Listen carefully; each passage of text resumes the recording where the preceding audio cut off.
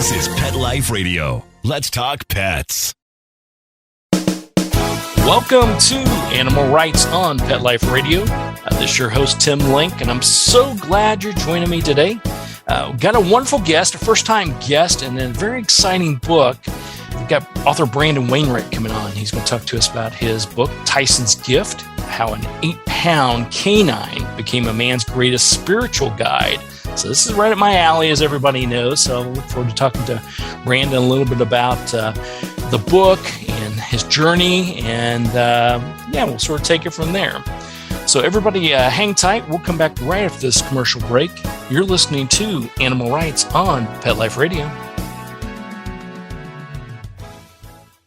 Take a bite out of your competition.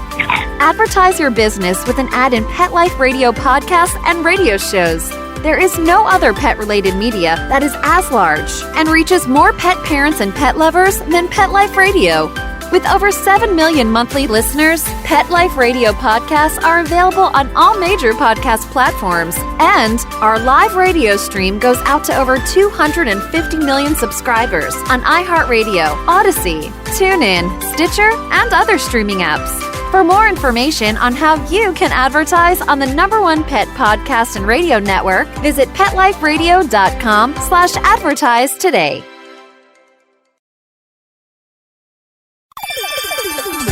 Let's Talk Pets on PetLifeRadio.com.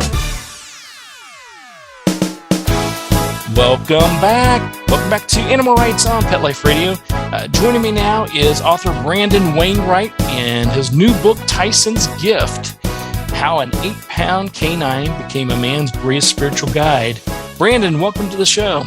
Well, thank you, Tim. Thanks for having me. I really appreciate it. Yeah, absolutely. So I love the reading through the book and the journey and getting to know your dog and some of the other animals in the book and everything. So tell me a little bit about, first of all, your spiritual guide and what exactly does that mean? How does your canine become your spiritual guide? Tyson was a really special dog in the sense that a special dog would be special to a lot of people. He came into my life actually at a time when my wife and I were just getting engaged, and I had a lot of kind of baggage animals. I had a number of them taken away, dogs specifically taken away from me as a child, and he helped me to heal up over those losses.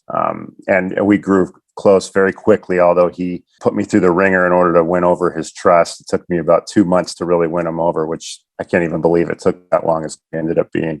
So in life, he opened my heart up in a way that it hadn't been opened up since I was a child. And then when he passed away, that's when the real spiritual awakening took place. I just, at the time I was in my mid 40s and I had had plenty of loss in my life, just like anybody at that age. Plenty of loved ones pass away, even other animals, but I wasn't ready for losing him. I didn't have any kind to reflect on, and I couldn't make peace. So I found myself on a spiritual search. And in the process, long story short, I ended up communicating with Tyson from the other side through animal communicators, which you know all so well, and also spiritual mediums. It's special, just any soul. And through that process, I found that it was just definitive for me. The messages that were communicated and the facts that were communicated about his life and our life together, it was just so specific that I couldn't deny the existence that he really was communicating with me. And so that once then it was still about him, but I started to want to learn more about just spirit. And so I went forward from there and ended up learning Reiki, which I know you're a Reiki master. And at this point, I've become a Reiki master. And it's just really opened up my whole life on a spiritual level and given me so much peace. I'm just so thankful for it. Yeah. And for those, for the audience listening, once they pick up the book, they'll get a nice, wonderful picture of Tyson. But I love Tyson. He's got his little Tyson cape on, like a little Superman. So he's a little Chihuahua. So that's a very cool dude. Chihuahua Dachshund mix. He was Chihuahua Dachshund.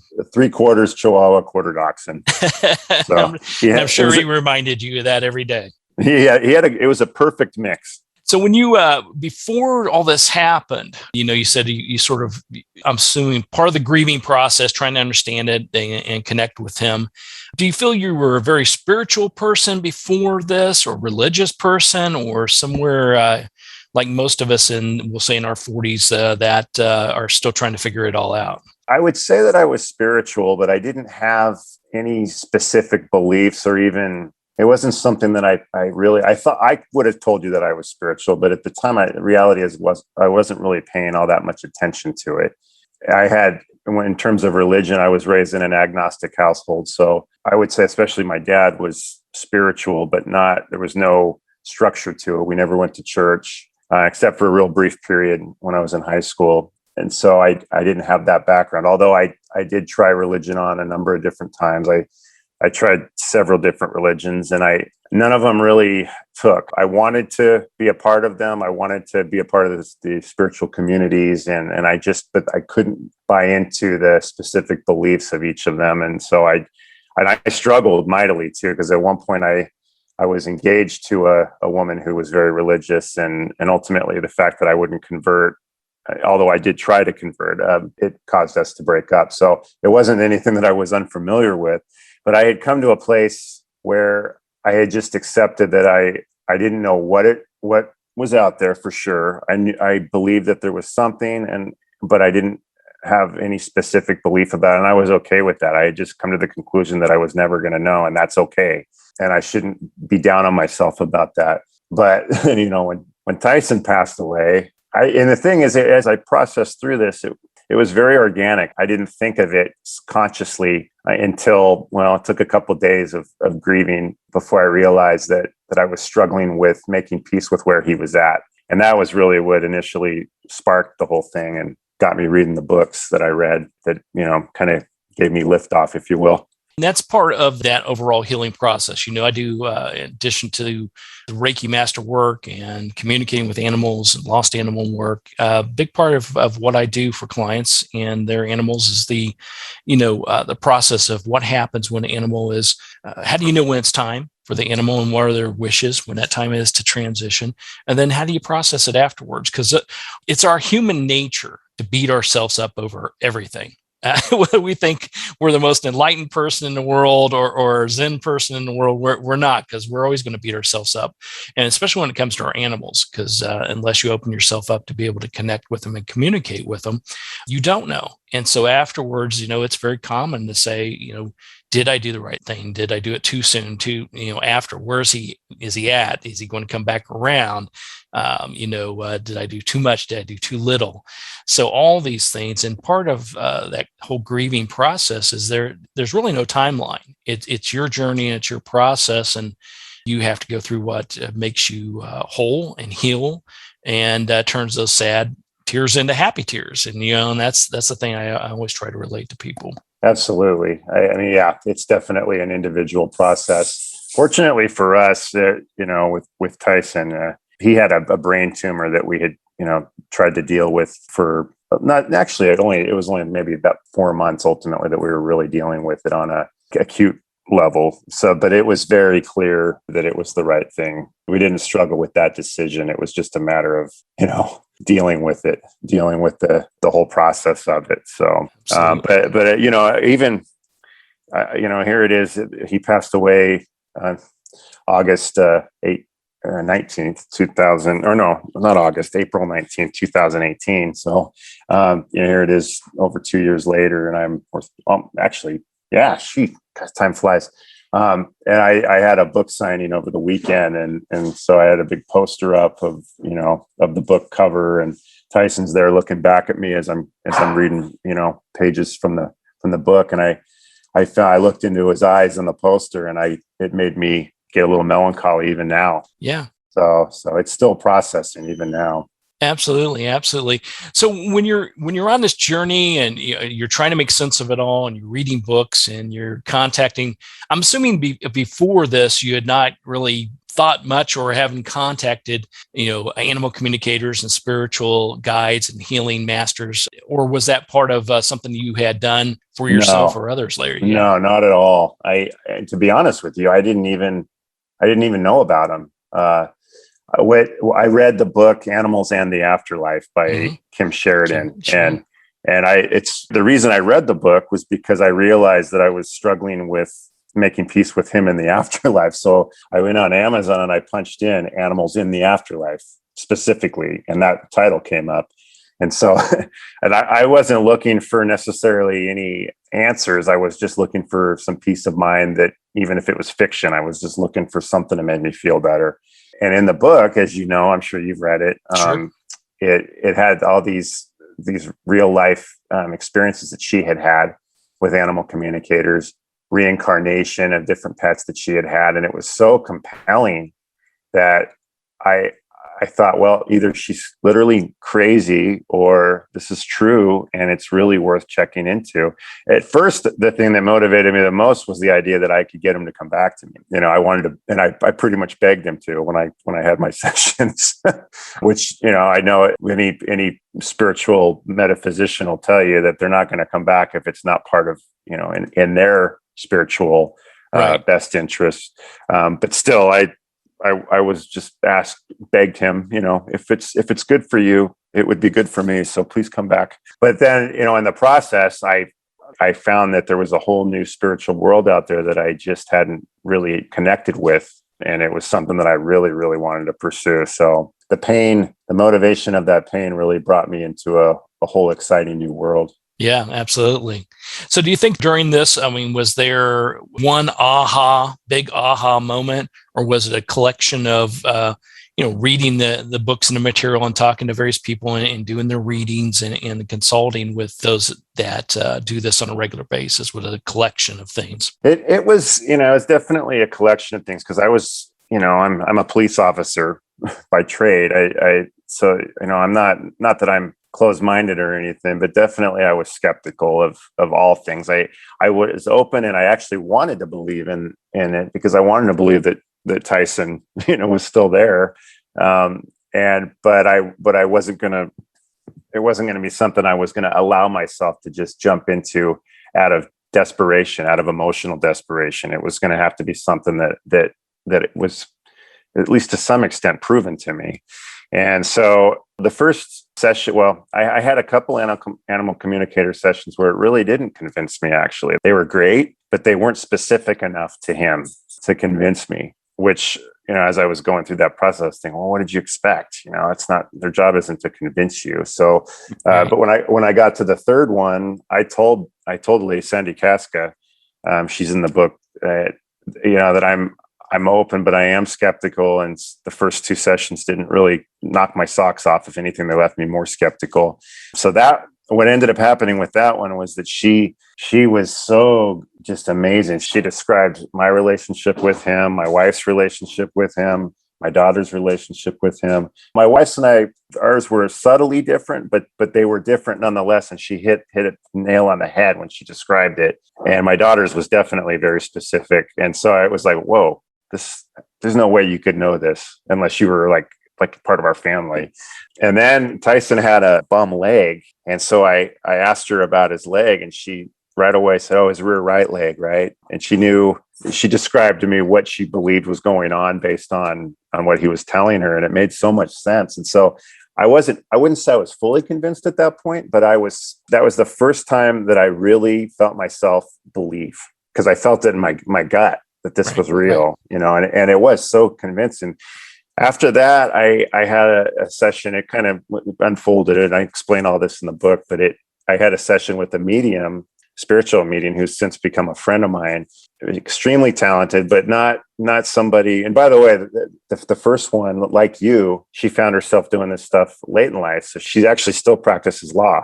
So this isn't somebody that decided to do this because she was trying to escape reality or trying to, you know, a charlatan of some kind.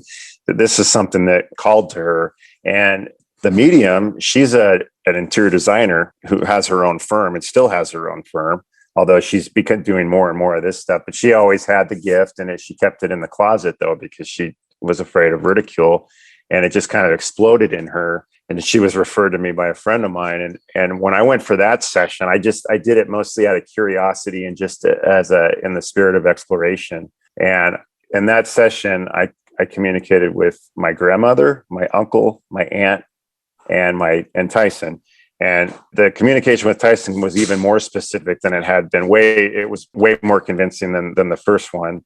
And my uncle and my grandma passed away when I was 16. So they weren't even on my radar, to be honest with you. I wasn't even, not that I didn't still love them and think of them from time to time, but I wasn't looking to connect with them. I figured they were wherever they are now, probably in a whole other realm. Right. I think at that point, that portal had been open, and that's why I tell people about, especially from the animal communication side, is when that portal opens up, when you open yourself up to accepting what you see, feel, hear, taste, smell, these type of things, especially from the animals, in my case, that's a perfect portal for them to communicate. They're waiting for that. They want to have an opportunity to be able to communicate with their human companions, to answer questions or share things with them. And the thing I always I wouldn't say caution, that's probably too harsh of a word, but if you're going into this, especially if you're doing your first communication session, open yourself up and don't go in with any particular expectations. And really whether it's communicator or a medium or whatever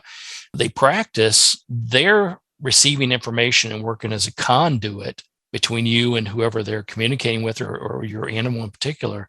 So, your animal in this case may not tell you that the favorite bone was, a pink play bone.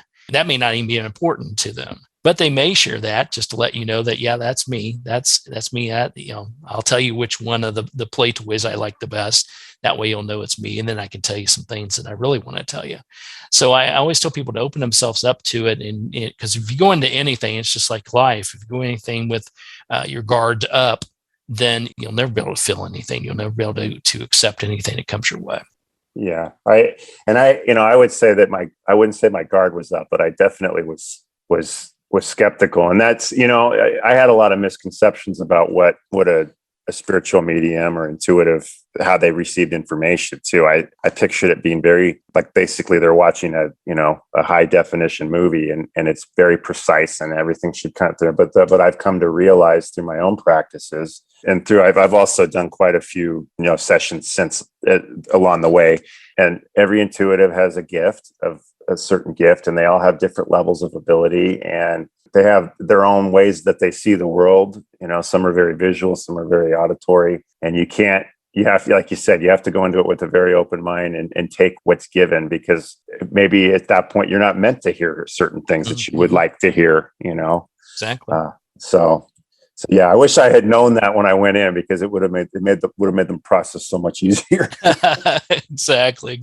So now you're talking about, you mentioned that you're a police officer.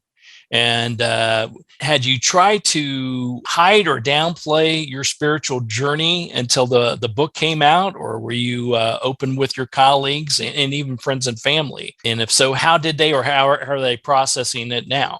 No, I've always been very open about it. Once I started down, the things that were happening to me were so, when you believe that this is the truth and you're experiencing these, at least for me, I had no compulsion to hide it. It was so exciting and so uplifting, and it was bringing me so much peace. I was trying to share it with everybody I could. And yeah, family members, some of them mildly skeptical, but not in a ridiculing kind of way. My immediate family, my wife and daughter, definitely have always been very supportive. And especially once I started doing Reiki, my wife is my biggest customer.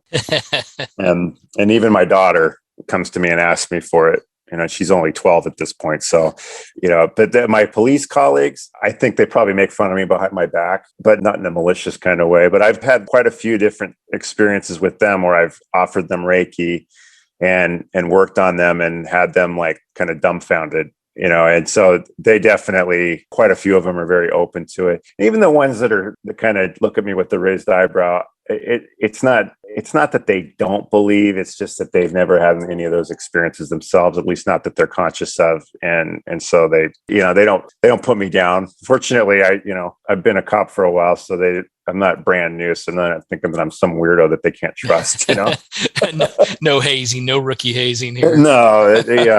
So no, actually, my personality is such that when I'm really passionate about something, when I believe it's true, I'm not afraid to shout it from the mountaintops. But I'll admit, when somebody looks at me like their eyes are crossing, it's a little bit discouraging, but I still keep it up.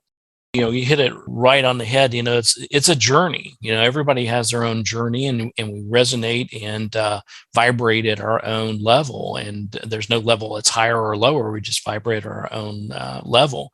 So things that resonate with you may not resonate with me, and we find commonalities.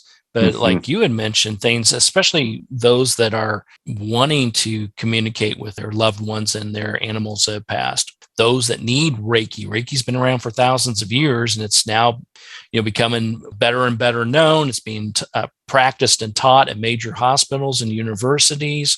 So, it's not a new thing. It's just it hasn't had a lot of pub, hasn't. Yeah. It's getting here. But the key thing is, once you open yourself up to it and you try it and you see the benefits of it, and then you realize, wait a minute, yeah, this isn't so crazy after all. And actually, it makes me feel a lot better. Absolutely. Yeah. And I think it's changed a lot too over the years. I've been doing this for 17 years now. There's others who have been doing it longer than this, as far as the animal communication part of it. And, when I even first started, it was, a lot of skepticism, a lot of people, raising eyebrows, some people coming. And the reason I asked that question was, when I said I was going to leave corporate America, this, executive level job after 20 years to do this full time, people were trying to process it. And there were friends that no longer were friends because they couldn't vibrate at that level and couldn't accept that. But guess what? It opened up the door to more and greater friends that were at the right vibration for me at that time. And then family members, same thing. It's they're like, okay, well, some can accept it, and some are like, well, okay, I'll just call you a dog trainer, or I'll call you the dog whisperer, like the guy on the TV. Yeah, that's how I'll process it. It's like, okay, well, you process it how you want to process it. I'm just here to help the animals and their human companions. Yeah, exactly. Well, that's the thing. When you see how much good it's bringing, it kind of it overrides any of the letdown that you're having from different shifts that are happening in your life. I think that's it. It's like one of those things, like you've seen the truth, and now it's like, well, I can't. There's no turning back now. Yeah, there you go. There you go. And that's the path you're on. That's what's resonating with you. So that's very cool. All right. Well, listen, we're going to take a quick commercial break. We'll come back right after this and continue our conversation with Brandon Wainwright, talk to a little bit more about the book, Tyson's Gift. Also want to talk to Brandon a little bit about writing the book and getting it published. So everybody hang tight. We'll come back right after this commercial break. You're listening to Animal Rights on Pet Life Radio. Sit. Stay. We'll be right back after a short pause. Well, 4 to be exact. For those fortunate to have experienced the deep bond and unconditional love of a companion animal, the death that follows can be one of the most difficult and misunderstood losses to go through. Many times, this devastating loss goes unrecognized and trivialized by family and friends, leaving grieving pet parents struggling to find healthy ways to cope with the loss. In And I Love You Still, a thoughtful guide and remembrance journal for healing the loss of a pet, Dr. Julianne Corbin calls attention to the difficulties unique to the loss of a beloved pet and provides an interactive and compassionate guide to help you process your loss and work towards coming to a place of peace and healing. For those interested in journal therapy and looking for a professionally written and compassionate resource to help understand and reconcile the grief associated with the loss of your pet, this book is for you. And I Love You Still, a thoughtful guide and remembrance journal by Julianne Corbin, is now available for purchase on Amazon and other major book retailers. Let's talk pets. Let's talk pets On Pet Life Radio. Pet Life Radio. PetLifeRadio.com. Okay, welcome back to Animal Rights on Pet Life Radio. Continue our conversation with author Brandon Wainwright and his book and memoir, Tyson's Gift, how an 8-pound canine became a man's greatest spiritual guide. Now, Brandon, when putting together the book and going through this journey, and people pick up a copy of the book, what do you hope they gain from it? What's the one or more walkaways you hope that they get from the book? Well, first off, I hope that they, about half the book is written in a very Marley and me kind of fashion, where it's telling the story from my point of view of Tyson's life. And Tyson was a real character. So he had a lot of different antics that he did throughout his life. I think his life was very uplifting. I think people will enjoy that part of it.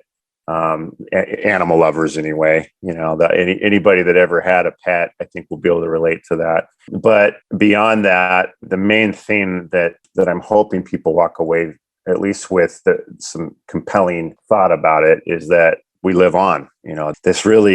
It's not some abstract idea that when you pass away, you go to heaven, whatever that means, or that you're in a better place now. I think when people say that, they believe it, but I think it's such an abstract idea when you really stop and think about it honestly, that it doesn't bring the kind of peace that it could. And I think when you have experiences like the ones I describe in the book, you start to really realize in no uncertain terms that the reality is that we are spiritual beings having a human experience, not the other way around. And that's what I hope that people will walk away believing and understanding. And if at least, I always tell people that if you read Animals and the Afterlife, the stories in there are just as compelling as my stories, and they were enough to make me want to go on my own journey. But there's a big difference between reading about it and experiencing it for yourself. So I hope it will motivate people to, open themselves up to exploring this a little bit. I mean, there's more than ever, there's places and people, for you to connect with that have lots of experience with it. And that's one thing that I've found through my process is that this isn't as underground as people want to believe. There's people all over the place that either have had experiences like this that they're not sure what to do with, or people that are very conscious of it and know exactly what's going on. The more people I talk to about it and share with, the more I find that this understanding and this spiritual awakening is happening throughout the world and in our communities right under our nose, And so I hope it'll kind of give them a push to go on their own journey and find their own peace. Very good. Yeah, I like that. I like that a lot. Well, let's talk about writing the book. Now, I'm assuming this is your first published book? Yep, it sure is. How did you find that whole process from sitting down and putting all this into some sort of a form that people could and want to read, to the whole editing process and then getting it published and getting it promoted? I was thinking the experiences were so life-changing for me that I was thinking, man, this would make a really good book, or even a movie or something someday. I talk about it very briefly in the book, but I worked in the film industry for a little bit. That's what I went to college for originally, I wanted to direct movies, and so that's what I was thinking, but it was just an idea. And actually my first Reiki teacher told me that she believed that it was very important that I write a book about Tyson and me. Like she said, I wouldn't be surprised if this is a big part of your life mission is to write this book, which, it was very affirming because then I'm definitely going to write it because I was already kind of thinking about it. But initially it was really daunting. I thought, I've had these compelling experiences, but is it enough people are going to want to read about it? I mean, I'm nothing special. Some people might like it, but I've read enough books now to understand that there's lots of people that have these experiences. And so I thought, well, Tyson, because as I was saying before, I wanted him to come back. And at that point, based on the different readings that I had and such, and different experiences that I had, I believed that he was going to reincarnate. And I thought, well, I finally gave up trying to write the book because I just was having trouble getting started on it. I decided, well, I'll write it when he comes back because then I'll have a whole complete story. And another spiritual teacher that I ended up connecting with later told me, oh no, you have everything you need right now to write that book. In fact, she went as far as to say that Tim, when he comes back, that'll be book 2. And so I kind of, I definitely, this is something that I probably wouldn't have done on my own without these influences, to be honest with you. I wouldn't have had the courage, I don't think, to start it because I wouldn't have believed that it was going to come out right at that point without their push. But I took it to heart and I sat down and I didn't even outline it. I just sat down, had faith, meditated before most of the set writing sessions that I did and asked for guidance and asked for Tyson to help me. And I just wrote and it just flowed. Once I got started on it and I started just telling the story, it flowed very well. It really wasn't hard at all, especially the part telling the story of his life. I took a lot of pleasure in it, actually. It was a very cathartic experience. And I was taking a lot of joy in memorializing his life too, because it'll be there for posterity. The harder part came when he passed away. I cried when I was writing the chapter. It was really hard. But once describing all the experiences that I had, but as I was doing it, it was like, well, actually, this is some pretty good stuff. He doesn't have to come back. This is good enough on its own. And you already know what the punchline is at the end, so maybe I probably should say that for now. But that's right. There is a bit of an epilogue after I finished the book, and then I had to make an addendum later. But yeah, the writing part really wasn't near as hard as I thought it was going to be. I'd written, I shouldn't say quite a few, but a number of movie scripts over the years, and I can type pretty fast, so that process isn't hard. And I write regularly for work, although it's a different type of writing. So it wasn't as hard as I thought. But the publishing part, yeah, that was way more difficult because I had no idea what I was doing. And I still don't know what I'm doing, to be honest with you. I started sending the manuscript out to whatever publishers I thought might be interested in this type of subject matter. And long story short, I wasn't getting too far. I had a couple offers for hybrid publishing offers, one of which was, I think, very legitimate, but it was going to cost me a lot in order to do it. And the guy their representative finally told me, he says, you know what, if I were you, I would do this on a more self-published route, because you're not going to make money on this. And I don't want you to end up, being financially messed up from it. So, which was pretty darn honorable, because they were really interested in the book too. And then, and there was another hybrid company that I was all excited because that was the first contract I received, and I was all flattered and everything. But I got an attorney to go through the contract and found that it was very much less than favorable to me. And I was advised to turn the contract down unless they made some pretty reasonable changes, and they refused. So I let that one go. And ultimately, just through I think it was very serendipitous, I found a self-publishing company. So they, Glass Spider Publishing, wonderful people, very skilled. They did a wonderful job, and it's a professional publisher. So he did the editing for me, did the layout. Me and a friend of mine, we designed the cover together. He did all the actual graphics design, but the actual layout and everything, I should say Tyson helped too. You'll have to read about that. There you go. But as far as the end result of the book, I think it came out. I don't think I could have asked for it a better job than what Glass Spider did. And Vince Font, the owner, I mean, they just did a wonderful job and gave me a lot of input as to how they believed I should try to get this out there. And so, but this took from the time I started looking until the time I decided that they were going to be my publisher. It was like 8 months, I think, 7 or 8 months. And so, it was very much a process of just kind of learning the hard way. And once it's out, now I'm just, slowly trying to get it out there. And I'm taking, like the place I buy my vitamin store, they've got it on for sale. And it's actually sold there because I think it's like-minded people, There you go. Stuff like that. So I'm hoping word of mouth will get it to go. Yeah. Yeah. Well, I tell you, it's changed a lot over the years, in entertainment in general, just has changed so much over the years. We, in the TV and movie industry, look at the changes from streaming being this weird thing that it's a fantasy world. Now streaming dominates more than cable. And it's the same thing with publishing. Self-publishing years and years ago was like, oh, okay, well, that's not a reputable book. To now, it's a very reputable way to get your message out and you promote it.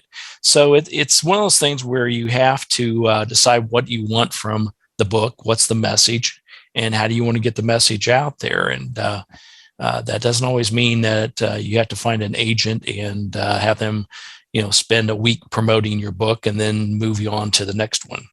Yeah, So- I think in the long haul, when I get through all this, and I'll look back on it and say that this was really the best way for it to happen. But it has been a little bit daunting. I will, if I'm honest. Yeah. But I've also enjoyed it. It's Yeah. Even it's in that slow lift off right now, but I've had enough input from people where they tell me how much it's helped them. And even like I've got friends that I've reconnected with from high school that read it and reached out to me. And so I know it's making its mark. It's but it's just the more you hear about that, the more you want it to make a mark, Absolutely. Well, I always tell people the cool thing is, write a book, write a story, publish it. Because once it's published, it's in the Library of Congress. You've made your mark. It's there forever, for eternity. So just like this book, Tyson's Gift is now there for eternity and hopefully on everybody's bookshelf. So everybody go pick up a copy of Tyson's Gift, How an 8-Pound Canine Became Man's Greatest Spiritual Guide. Brandon, how can people find out more about you and follow what's going on with the book and your journey with Tyson? The best way is to go to tysonsgift.com.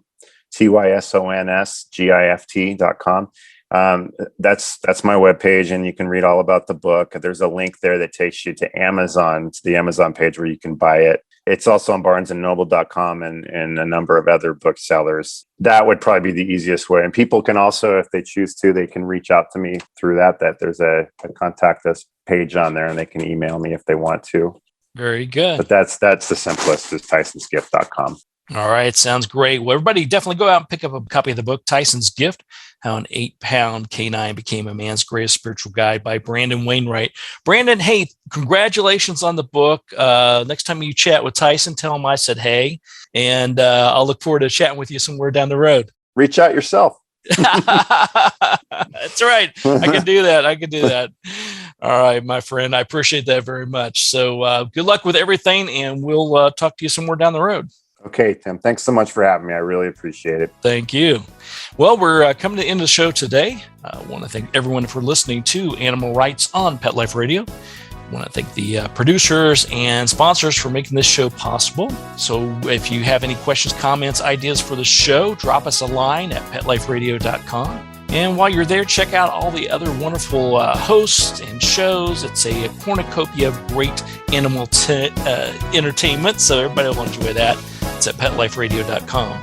So until next time, write a great story about the animals in your life, put in a book, a blog, an article, and who knows, you may be the next guest on Animal Rights, Pet Life Radio. Have a great day. Let's Talk Pets, every week on demand, only on PetLifeRadio.com.